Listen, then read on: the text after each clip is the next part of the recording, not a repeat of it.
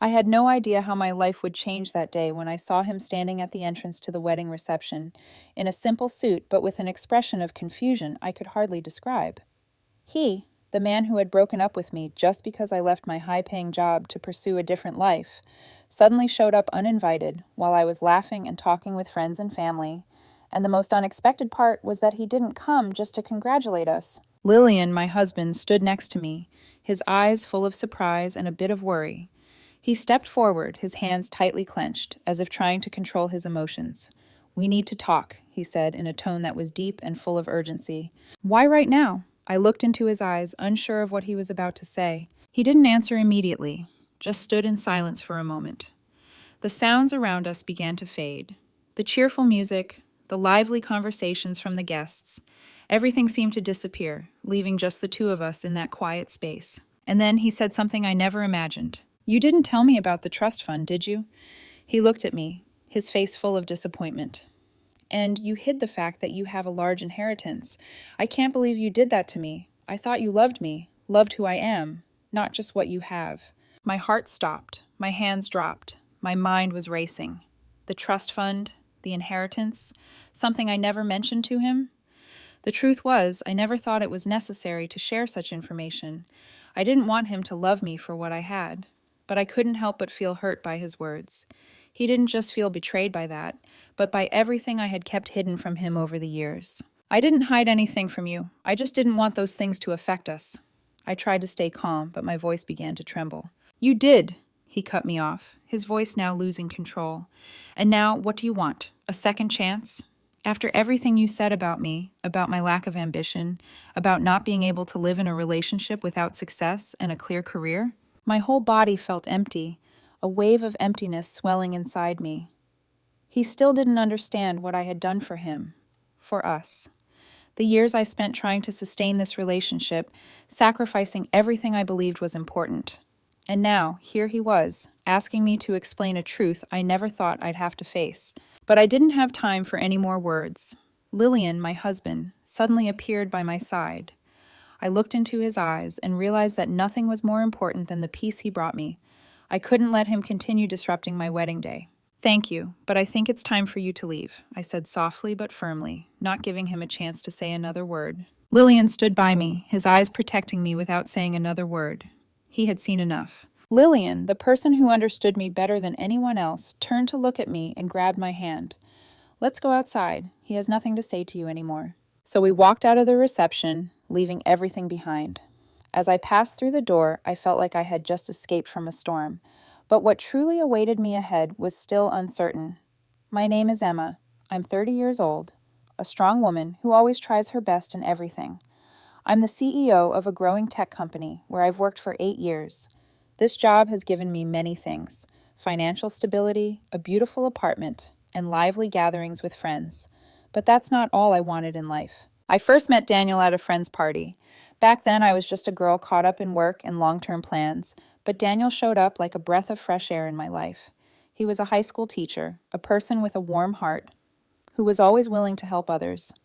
Conversations about life, work, and the future with him made me feel at ease. He wasn't the type to boast about achievements, but I could feel his humility and deep understanding. We started to date over small things. He was always there when I needed a shoulder to lean on, and I was willing to do everything to support him, help him through the difficulties in life. However, I couldn't ignore the strange signs in our relationship. 1 month after we started dating, I began helping him financially. One day he said his car needed repairs, but he didn't have enough money. I didn't hesitate to pay the bill. And at the time, I simply thought that's what you do when you love someone. But after that, I started to worry about the increasingly large requests from him, from helping with his phone bill to paying part of his student loan, sometimes even his share of the utilities when he shared an apartment with roommates. We moved in together after 2 years. I paid the full rent for our place, plus all the utilities and groceries. Daniel contributed what he could, but it wasn't much after his loan payments. He constantly complained about how low teacher salaries were and how I, as a banker, made 6 figures. I agreed with him. The system was broken. But I also noticed he started expecting me to cover everything. When we went out for dinner, he'd leave his wallet at home. When his laptop died, he just assumed I would buy him a new one. By the fourth year, I started to see my health deteriorate. I developed severe insomnia, going entire nights without sleep. My blood pressure spiked. I had 2 panic attacks at work that sent me to the emergency room. My doctor warned me that if I didn't make changes, this stress could kill me. Daniel was initially sympathetic. He said my health mattered more than any paycheck. He encouraged me to quit, or at least find something less demanding. I had inherited a decent amount of money from my grandfather the year before. Nothing too crazy, but enough for me to take some time off. So I gave notice at the firm.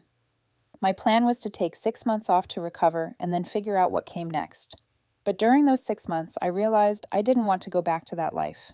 I had 3 rental properties my grandfather left me. They provided enough income to cover my expenses if I was careful. I also took up some freelance financial consulting work I could do from home. Between the rental income and consulting, I was making about what Daniel made as a teacher. Daniel seemed supportive when I told him I wasn't going back to corporate finance. She said she was proud of me for prioritizing my well-being. But things started to shift over the next year. She began to make comments about how nice it must be to work from home in my pajamas, how I had it easy now. When her teacher friends complained about their jobs, she'd say at least they were building careers unlike some people. She never said my name, but I knew what she meant. One night, about 5 years into our relationship, Daniel came home and said we needed to talk. We sat on the couch, and he told me he'd been thinking about our future. He said when he imagined getting married and having kids, he pictured a partner who was ambitious, someone with goals, someone who was going somewhere. I asked what he meant. He said, "I used to be that person, but now I'm just coasting.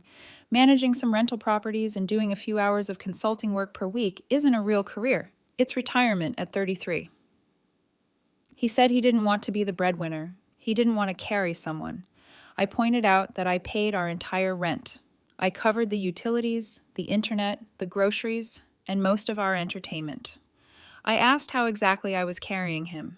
He got defensive. He said it wasn't about money. It was about drive, about ambition, about wanting to build something. He said her friends' husbands were doctors and engineers and executives. What was I? A guy who collected rent checks and worked 10 hours a week from his laptop. I asked if she wanted me to go back to the job that was killing me. She said no, but maybe I could find something in between, something respectable. The conversation ended with her saying she needed time to think. 2 weeks later, she told me she couldn't see a future with me. She said I wasn't husband material, that she'd invested 5 years in our relationship and needed to think about her timeline for marriage and kids. She couldn't waste more years on someone who had no ambition. Over time, our relationship began to shift in ways I couldn't control. Daniel, the man I once thought was my partner for life, started showing signs of dissatisfaction with the life we had. His complaints were no longer just about his job or the financial difficulties we faced.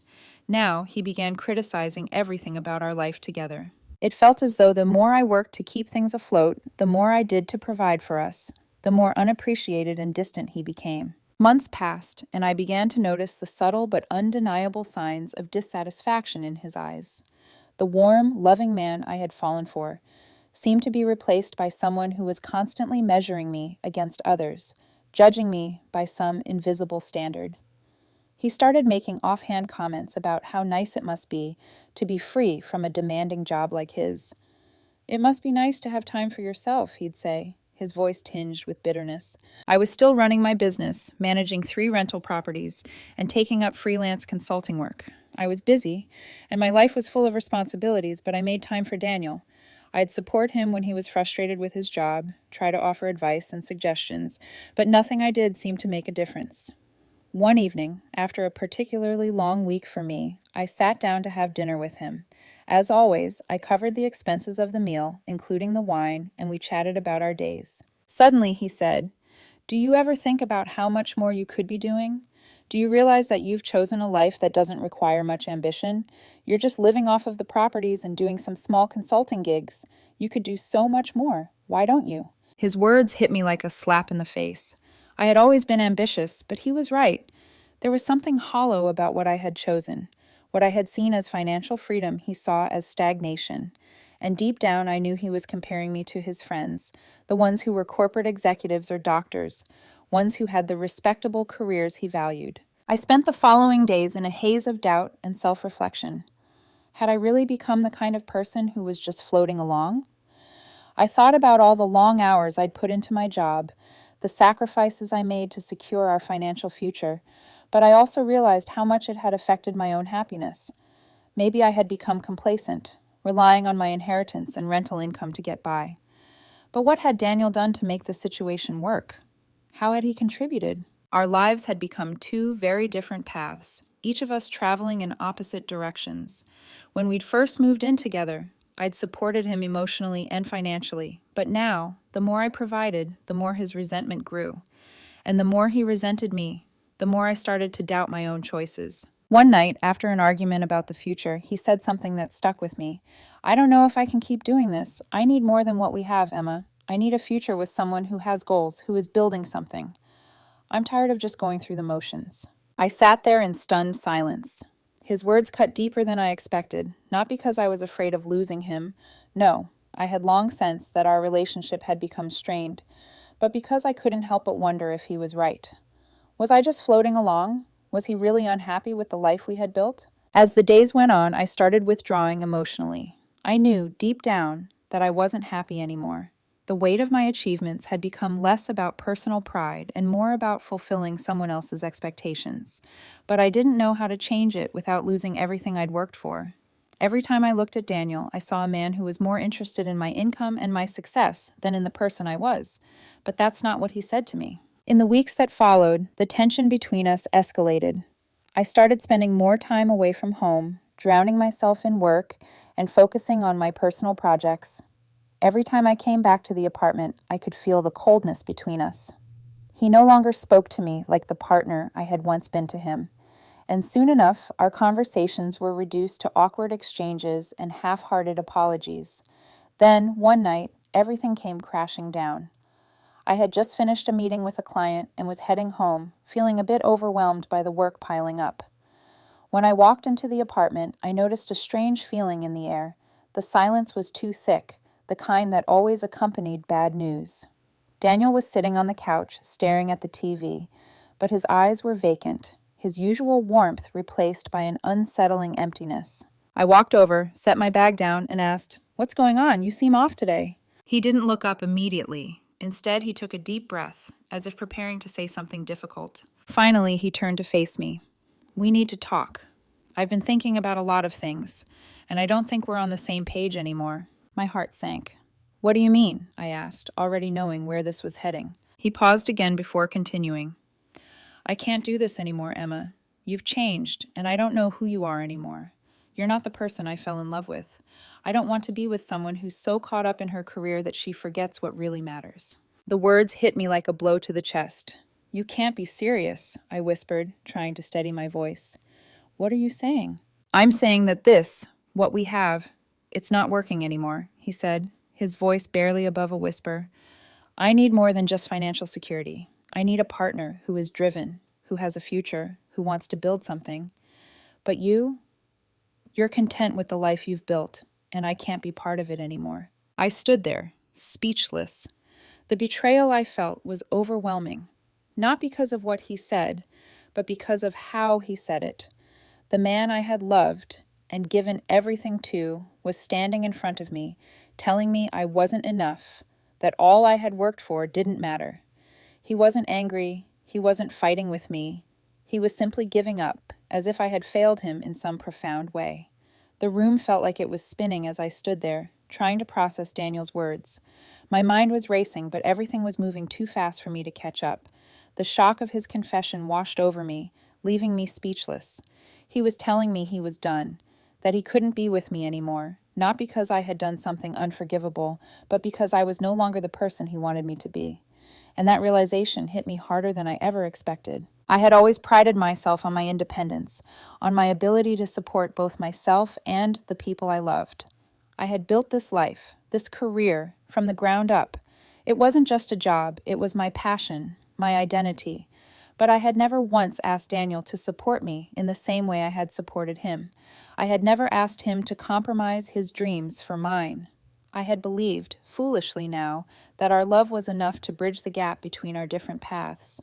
And now he was telling me it wasn't. "You think it's about the career, don't you?"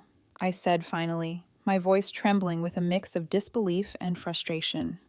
I tried to meet his eyes, but he wouldn't look at me. His gaze was fixed on something far away, lost in his thoughts. "It's not just about the career," he replied, his voice flat. "It's about who you've become. You're no longer the woman I fell in love with. You've become someone who is so focused on work and success that you've forgotten what really matters. You've forgotten about us." I couldn't believe what I was hearing. How had I forgotten about us? How had I become the villain in my own story? I had sacrificed so much for this relationship, my time, my energy, my emotional well-being. And now I was the one at fault for wanting a life of my own, for wanting more than just a man who was comfortable with mediocrity. "Is this really how you see me?" I asked, my voice breaking. "You're saying I've changed? You're saying I don't care about you? I've been here, trying to make this work. I've been supporting you, emotionally and financially, because I believed in us. But you're just going to throw it all away because I've built a life for myself?" His eyes finally met mine, but they weren't filled with anger. They were filled with something else, something I couldn't quite place. Maybe it was regret, maybe it was guilt. But what I saw in those eyes wasn't love. "I don't want to fight anymore," he said quietly. "I've tried, but I just can't do it. I need someone who will grow with me, someone who will prioritize our future together, and I just don't think you're that person anymore." The words felt like a punch to the stomach. It wasn't just the fact that he wanted to leave. It was the way he made it sound like I was the one who had failed him. I had always thought of him as my equal, my partner in everything. But now, standing here, I realized he had never truly seen me as his equal. He had always been waiting for me to change, to become something more in line with his expectations. And when I didn't, when I chose a path that was mine, he resented me for it. I couldn't speak for a long moment. My heart ached, and my mind struggled to grasp the truth of what was happening. My life had been turned upside down in a matter of minutes, and the love I thought was unshakable was crumbling before me. How had I not seen this coming? How had I been so blind to the fact that we had drifted apart? But I knew one thing for certain. I wasn't going to let him dictate my worth anymore. I had built my life, my career, and my success on my own terms. And if Daniel couldn't accept that, if he couldn't accept who I had become, then maybe it was time to let him go. I took a deep breath, steadying myself, and said the words that had been building up inside me for far too long. "You're right," I said, my voice steady but firm. "I have changed. And you know what? I'm not sorry for it. I'm not sorry for building a life I'm proud of. I'm not sorry for wanting more than just surviving. I deserve more than to be constantly told I'm not enough because I'm not who you want me to be." I could see his face shift slightly, the hardness in his expression faltering for a moment. But I didn't care anymore. I wasn't going to beg for his approval, his affection, or his love. He had made it clear that I was no longer the woman he wanted, and I couldn't keep holding on to someone who was already letting go of me. "I'm done," I said quietly, turning to walk away. I didn't look back. I couldn't. In the days following our confrontation, the tension between Daniel and me became unbearable. Every conversation felt like walking on eggshells, and the weight of unspoken words hung heavily in the air. I didn't expect him to accept my decision right away, but I also didn't expect him to start undermining everything I had worked for. It started with small comments, his passive-aggressive remarks about my job, about my choices. He began questioning my decisions in front of friends, making snide remarks about how my career was just a cover-up for my insecurities. He would say things like, "You work so much. You must be scared of what happens when you stop." It was as if he was trying to plant doubt in my mind, to make me question the life I had built for myself. His family wasn't much better. They rallied around him, telling me that I was being unreasonable, that I needed to be more supportive of Daniel's dreams, that I was abandoning him in his time of need. They had always viewed me as the one who held the financial power, but now they made me feel like I was the villain in this story. It wasn't just his family, though. Our friends, the people I had once shared everything with, started siding with him. They saw him as the victim, the one who had been left behind, abandoned for a life that seemed too materialistic for their liking. They didn't understand that I wasn't abandoning him for wealth or status. I was choosing to protect my own happiness, to build a life where I could thrive. Every time I heard another person try to justify his actions, it made me question everything about my relationships, not just with Daniel, but with the people who had supported us. Had I really been blind to how they viewed me? Had I really been so wrapped up in trying to make everyone happy that I had forgotten what was important? The days after the confrontation felt like a blur, a haze of anger, confusion, and heartache that I couldn't seem to shake off. Every time I closed my eyes, I saw Daniel's face, his eyes filled with something I couldn't quite grasp. Disappointment, hurt, maybe even a hint of guilt. But it didn't matter anymore. I was done, wasn't I? I had made my decision. I had walked away from the relationship that had consumed so much of my energy, my time, and my love. But that didn't make the pain any easier to bear. I spent hours staring at the ceiling of my apartment, hearing nothing but the deafening silence. My mind raced with thoughts of what I had lost, what I had invested in this relationship that had now crumbled into dust. I thought about all the things I had given up, my health, my sense of self, my own happiness, just to maintain the illusion of a perfect partnership. And for what? A man who wasn't content with me, a man who would rather see me fail than succeed, a man who resented me for something I could never change. The grief I felt wasn't just about losing Daniel. It was about the loss of my own identity. I had let him define my worth for so long, allowing his approval to dictate my every move, my every decision. I had sacrificed my own dreams, my own happiness, in the name of love. And now, standing on the other side of this broken relationship, I realized I had lost more than just a partner. I had lost myself. One night, I found myself standing by the window, staring out at the city below, the lights twinkling in the distance. I hadn't realized how long I had been there until I felt the coldness of the glass against my skin. The darkness outside matched the emptiness I felt inside, and for the first time in weeks, I allowed myself to break down. The tears came slowly at first, then all at once, flooding me with a release I had been desperately needing. I cried for the relationship that never truly was, for the love that had turned into resentment, for the woman I used to be and had lost along the way. It wasn't just about Daniel anymore.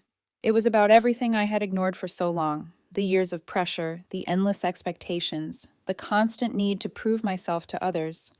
I had thought that love was enough to make it all work, but now I understood that love, if not nurtured with mutual respect and understanding, could be the very thing that destroys you. I couldn't remember the last time I had truly been happy, the last time I had done something just for me, without feeling guilty for taking time away from my responsibilities.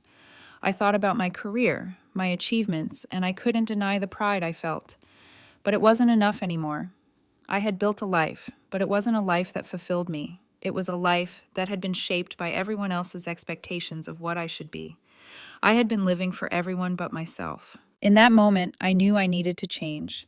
I needed to find myself again, to reclaim the woman I had lost somewhere in the chaos of my own making. I wasn't sure how I would do it, but I knew one thing. I couldn't keep holding on to something that no longer served me. I couldn't keep sacrificing my own happiness for a future that was never truly mine. The hardest part of all this wasn't the breakup. It wasn't the loneliness or the heartbreak. It was the realization that I had allowed someone else's fears, doubts, and insecurities to control my life. I had let him define my worth, and in doing so, I had forgotten the most important thing, myself. But as I stood there, tears still fresh on my cheeks, I made a vow to myself.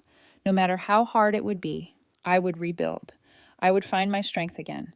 I would stop hiding behind the walls of other people's expectations and start living for me. It wasn't going to be easy. I didn't know what the future held, but I knew one thing for certain. This was my moment to start over. The days that followed my breakdown were filled with quiet moments of reflection and the painful task of picking up the pieces of a life I had so carefully constructed for others.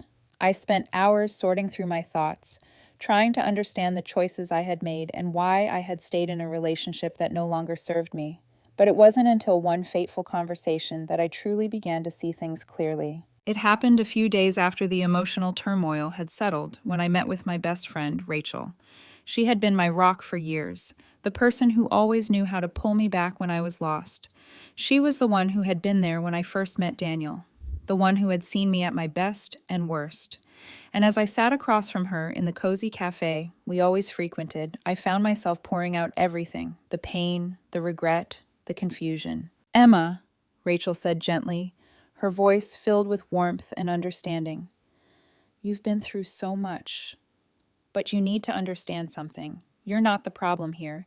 You gave everything you had to this relationship, and he chose to walk away. He didn't value you for who you are. He valued you for what you could do for him, and that's not love. You've been carrying him, supporting him, while losing yourself. And now it's time for you to reclaim your life. Her words hit me like a jolt of electricity. It was as if something had shifted inside me, something I hadn't been able to see before. For so long, I had been living in the shadow of my relationship, trying to prove myself worthy of love and approval. But Rachel was right. I had forgotten the most important thing. I was already enough. I didn't need to change for anyone. Not for Daniel, not for anyone. I took a deep breath, feeling a sense of clarity wash over me. I wasn't going to let him define my worth anymore. I wasn't going to allow his opinions or his expectations to control my life. I was going to start living for me. I was going to focus on my passions, my goals, and my happiness. It was time to step into my own power. Rachel smiled at me, her eyes sparkling with pride. "It's going to be okay, Em. You're stronger than you think." And for the first time in months, I truly believed her. As the weeks passed, I continued to focus on rebuilding my life, putting my energy into the things that truly mattered to me. My career, my friendships, my self-care, all of it took precedence. But the fallout from my breakup with Daniel wasn't as clean-cut as I had hoped. Daniel's behavior only worsened as I moved forward. He tried reaching out, sending me messages and calling me at odd hours, trying to convince me that he had changed, that he regretted his actions. But I knew better than to fall for it again. He was trying to manipulate me, using my own guilt against me, trying to get back into my life under false pretenses. I refused to let him back in. His attempts to rekindle our relationship became more desperate. He started contacting my friends, even my family, trying to get them to convince me to give him another chance. But I had made it clear to everyone that I was done. I wasn't going to allow him to continue manipulating me, to continue tearing down my self-worth for the sake of his own ego. I felt stronger every day as I moved further away from the toxic remnants of our relationship. Daniel's reputation among our mutual friends and family began to fade as they saw how he had treated me, how he had tried to rewrite the narrative to suit his needs. The truth about who he was started to leak out. He was no longer the charming, ambitious man everyone had once admired. He had become the man who had betrayed the woman who loved him. It was painful to watch him unravel, but I knew I couldn't be the one to fix him anymore. He needed to face the consequences of his actions, just as I had to face the consequences of staying in a relationship that wasn't right for me. The months after the breakup were filled with healing. I rediscovered my passions, my independence, and my strength. I started making decisions that were in my best interest, rather than trying to live up to someone else's expectations. And along the way, I learned one of the most important lessons of my life. I am enough, just as I am. I didn't need someone else's approval to feel worthy. I didn't need to be defined by my relationships or by the roles others wanted me to play. I had the power to create my own happiness, my own success, and I was never going to let anyone take that away from me again. As for Daniel, he continued to reach out, but I had long since stopped answering. His manipulation no longer had power over me. I had moved on, and I was stronger because of it. I didn't need his validation to know that I was on the right path. And though I still carried the scars of that relationship, I knew that I had learned what I needed to from it. I had learned to trust myself again, to believe that I could build a future that was all my own without needing to rely on someone else to make me whole.